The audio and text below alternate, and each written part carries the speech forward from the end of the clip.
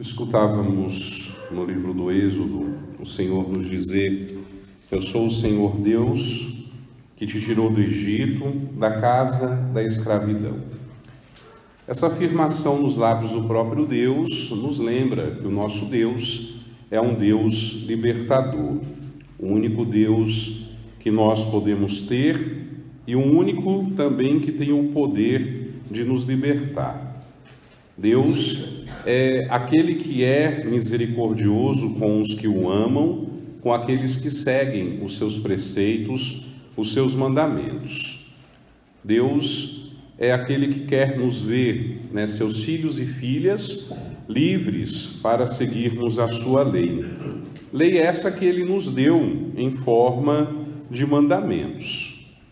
Talvez nos pareça estranho dizer que Deus é libertador, que Deus nos quer livres, ao mesmo tempo em que Ele nos impõe estes mandamentos.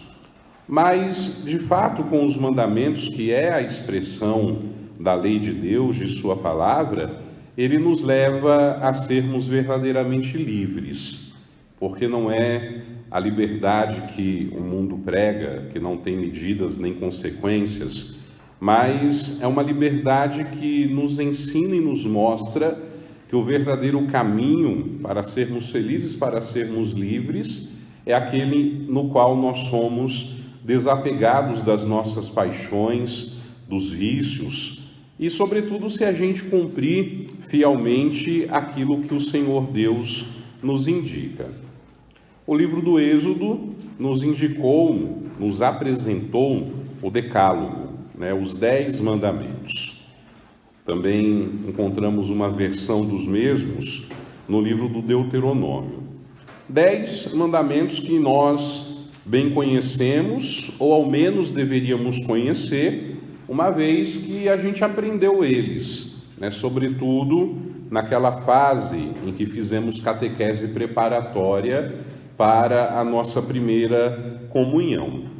São preceitos de Deus que devem ser guardados por toda a nossa vida.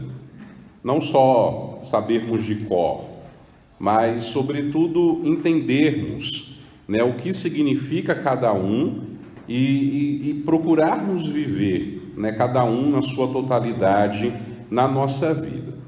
Então, a gente vai recordar rapidamente o que significa cada um destes 10 mandamentos da lei de Deus, que nós ouvimos na leitura do Êxodo, que está na Sagrada Escritura, como disse, tanto naquilo que ouvimos hoje, como no livro do Deuteronômio. O primeiro mandamento da lei de Deus é amar a Deus sobre todas as coisas. E este mandamento nos recomenda, nos recorda, melhor dizendo, que nós devemos amar o Senhor acima de todas as coisas. Ou seja, não trocar Deus por qualquer artigo de luxo que se apresente à nossa frente.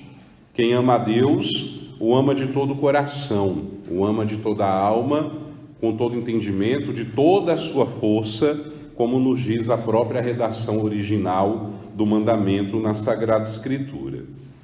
O segundo mandamento da lei de Deus é não tomar seu santo nome em vão.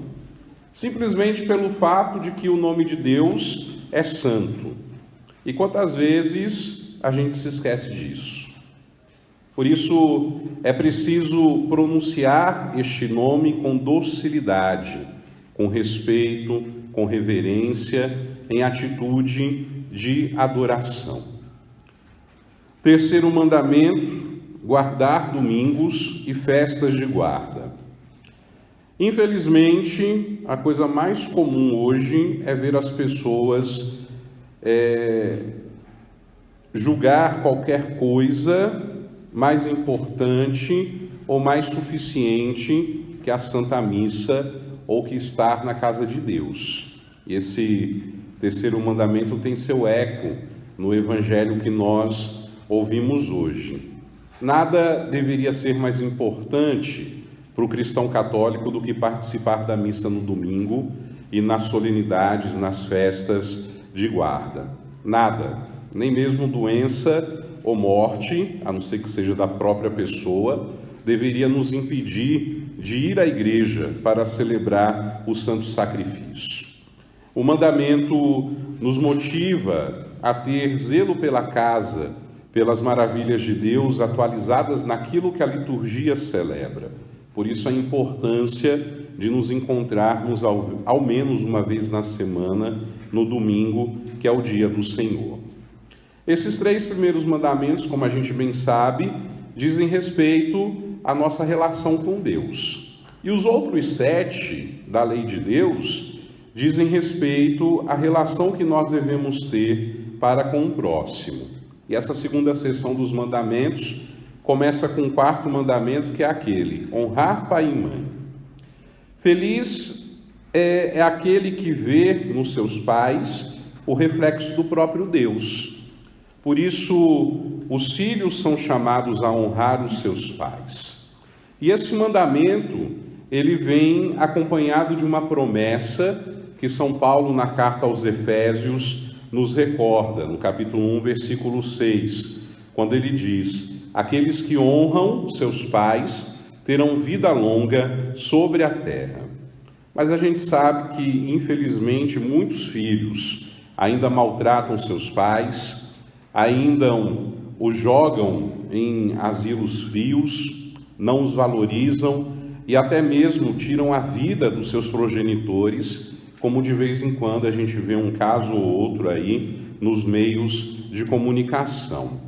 Por isso, o 4º mandamento da lei de Deus, além de nos lembrar de um princípio simples que todo filho e filha deve ter para com aqueles que o geraram, torna-se ao mesmo tempo um grito de denúncia, torna-se um grito de apelo para que a sociedade na qual nós vivemos veja a família mais uma vez como presença de Deus neste mundo e não como um sinal de exclusão ou de morte.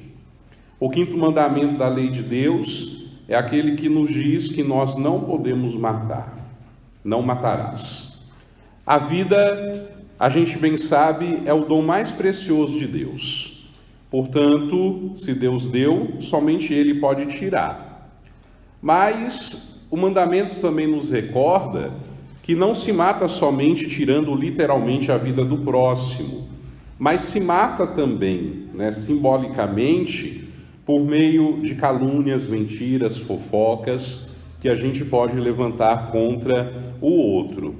E o princípio aqui nesse ponto, tanto do mandamento quanto da Escritura, é o seguinte: se a minha boca não é capaz de amar ou honrar o meu irmão, é preferível que ela se cale. O 6º mandamento da lei de Deus nos ensina a não pecar contra a castidade. Isso aqui está relacionado ao nosso corpo, que é templo do Espírito Santo de Deus. Portanto, fomos chamados a sermos puros, a sermos santos. Quem é que vai conservar o meu corpo puro e santo? Eu. Logo, eu sou chamado a evitar ao máximo as tentações da carne e tudo aquilo que prejudique meu corpo como templo do Espírito Santo, para que eu me sinta de fato verdadeiramente livre e não prisioneiro do próprio corpo. O mandamento de não pecar contra a castidade nos lembra também que nós devemos lutar contra os impulsos sexuais, desde que eles não estejam dentro da normalidade do estado de vida que nós abraçamos. 7º mandamento: não furtarás. O que dignifica um homem, a gente bem sabe, é o trabalho. E Deus certamente abençoa com bens aqueles que se dedicam ao trabalho, aqueles que se esforçam ao trabalho. Por isso não é justo roubar o fruto do trabalho de ninguém. Cada um deve trabalhar para ter aquilo que quer conquistar com o suor do seu trabalho. Oitavo mandamento, não levantar falso testemunho. Toda e qualquer pessoa tem o direito de gozar de sua boa fama, tem o direito também de defesa. Se, como a gente ouviu lá no quinto mandamento, se eu não consigo honrar alguém com as minhas palavras, que eu me cale e não fira com mentiras, com falsidades. O nono mandamento da lei de Deus nos lembra que não é permitido desejar a mulher do próximo ou o homem da próxima. O mandamento vale para os dois gêneros, viu?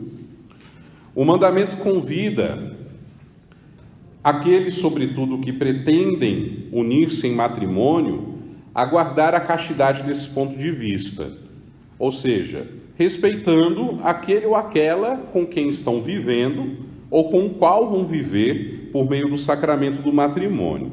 Isso se chama, dentre outras coisas, respeito, amor, não qualquer amor, mas aquele amor de Deus que uniu ou que vai unir as duas pessoas. Quando alguém que é casado, que é comprometido, que está vivendo, sobretudo, o sacramento do matrimônio, olha para outra pessoa com outras intenções, está cometendo adultério, está cometendo traição no seu coração, no seu pensamento. E isso mostra claramente que algo de bom não vai ali naquela relação, que é preciso conversar e rezar urgentemente. Quem casou-se deve olhar para o esposo, para a esposa, como só existisse aquela criatura na face da terra.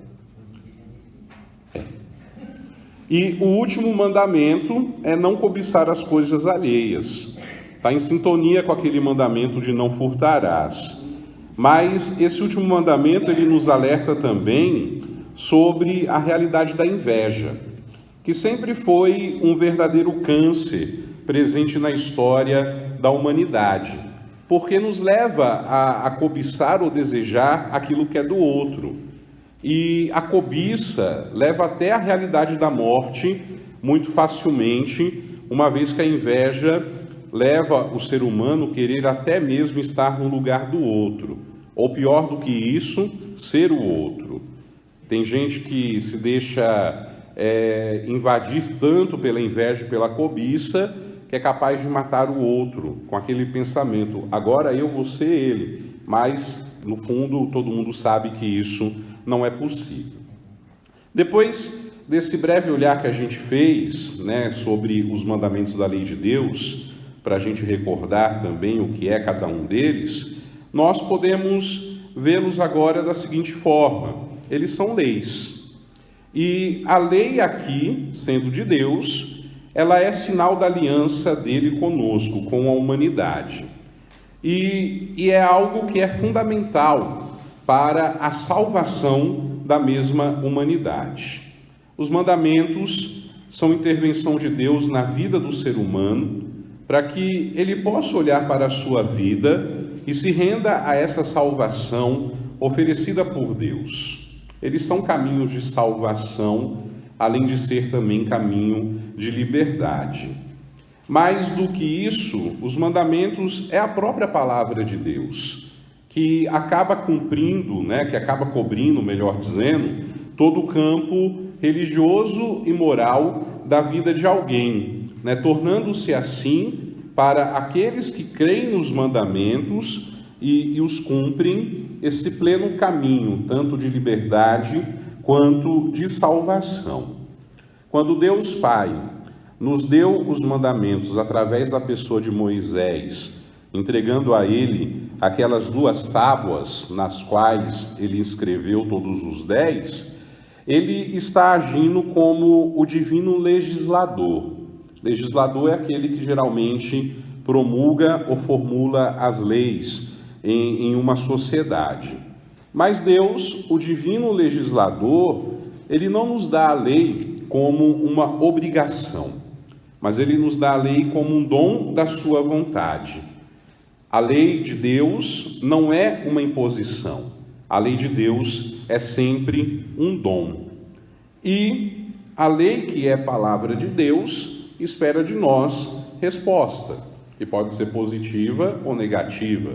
E aí, dependendo da resposta, cada um colherá as consequências relativas a ela. Mas a gente não pode se esquecer de que essa lei de Deus é fonte de bênção para quem é fiel a ela, é o preço de resgate da nossa escravidão, é meio de crescimento, é caminho da nossa comunhão com Deus.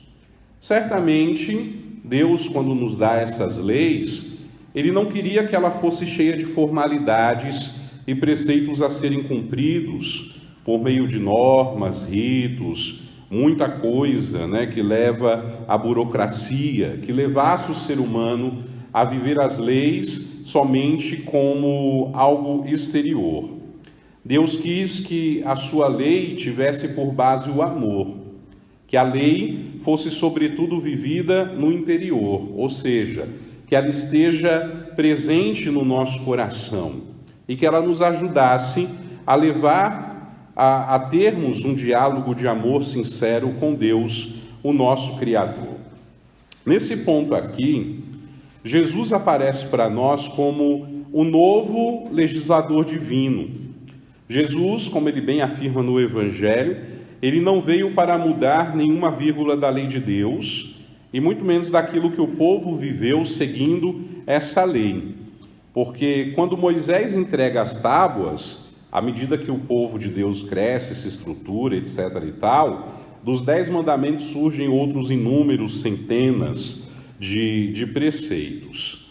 E aí Jesus vem para resgatar a originalidade. Jesus vem para dar um novo sentido. Exatamente aquele sentido que Deus quis em primeiro lugar. Jesus Cristo se revela para nós, como a gente ouvia São Paulo nos dizer na primeira carta aos Coríntios, pela sua cruz como o poder e a sabedoria de Deus. E ele resume toda a lei do Pai de 10 para 2 mandamentos. Ou ele usa como base aquilo que ele pregou durante toda a sua vida, o amor, que é aquele desejo original de Deus para que os seus filhos e filhas cumpra a sua lei. O Evangelho e também o Catecismo da nossa Igreja nos ensina que Jesus faz todo esse movimento fazendo o resumo dos 10 mandamentos da seguinte forma: amarás o Senhor teu Deus de todo o teu coração, de toda a alma e de todo o entendimento. Os 3 primeiros mandamentos do Decálogo. E amarás o próximo como a ti mesmo. Os outros 7 mandamentos do Decálogo. Isso está lá em Mateus capítulo 22, versículos 38 a 39. Aí a gente pode se perguntar, por que Jesus fez isso? Para nos dar um resumo mastigado para a gente decorar mais fácil, para a gente não ter que decorar 10 mandamentos? Não. Jesus não faz isso porque o desejo dele. Jesus faz isso porque o desejo dele é o mesmo desejo do Pai. Ele quer que a gente seja livre. E Jesus vê nos mandamentos da lei de Deus o verdadeiro caminho para a liberdade. Para Jesus, o que importa é a liberdade e não a lei por si mesma. Liberdade essa que vai levar aqueles que ouvem a lei a guardar em seu coração a palavra, a lei, ao serviço do reino e tornar-se como Jesus, um servo por amor e não um servo por causa da letra. Com tudo isso, a gente entende que os mandamentos nos ensinam, sobretudo, a fidelidade de Deus. Deus é fiel conosco. Nós devemos ser fiéis a Deus. Às vezes, pecamos nesse quesito da fidelidade. A nossa fé e a nossa fidelidade exigem de nós coragem. Quem ama os mandamentos ou a lei de Deus, ama a Deus e as coisas de Deus. Busca e quer beber da sua fidelidade. Vai ao seu encontro, sobretudo na sua casa, na igreja, no templo que é o lugar de encontro. Quem ama a Deus reconhece aqueles momentos em que não foi fiel à sua palavra e aos seus mandamentos e busca o devido remédio no perdão dos seus pecados, no sacramento da reconciliação. Diante de tudo isso, nós nos perguntamos iluminados pelo Evangelho do dia. O zelo pela casa de Deus nos consome? Temos a mesma coragem de Jesus ou deixamos com que os vendilhões e aqueles que não respeitam a Deus e seus mandamentos habitem em sua casa? Como é que nós nos posicionamos? Nós somos vendilhões na casa de Deus ou amantes da sua casa? De novo, eu afirmo, porque essas perguntas são daquelas que cada um tem que responder na intimidade do seu coração e na sua intimidade com Deus. Mas a nossa fé exige coragem. Coragem para a gente romper com tudo aquilo que nos afasta da lei e do amor do nosso Deus. Hoje temos a graça de celebrar a Eucaristia na casa de Deus.